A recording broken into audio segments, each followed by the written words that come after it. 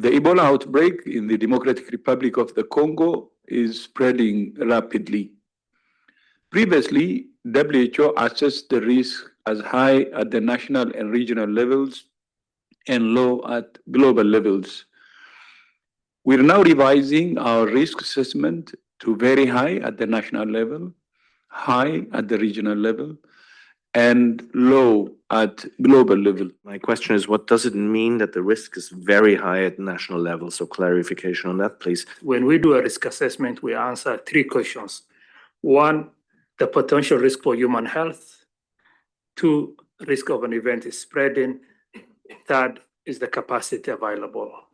And then from there, we look what's the likelihood and the consequence. Looking right now, what clearly changed from when we did the initial risk assessment is the risk of event spreading has gone from a moderate to high, and the risk has gone very high. So the potential of this virus is spreading rapidly is high, very high. And that changed the whole dynamic. Linked to that is the capacity to respond to this outbreak. Insufficient control.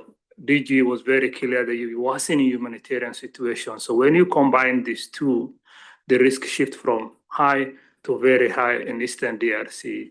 And there's the urgent need required in solidarity and in support of that, rather than travel restriction on ban. We need humanitarian access. We need flight to go there. We need to stand with the local authority and all the NGOs working there.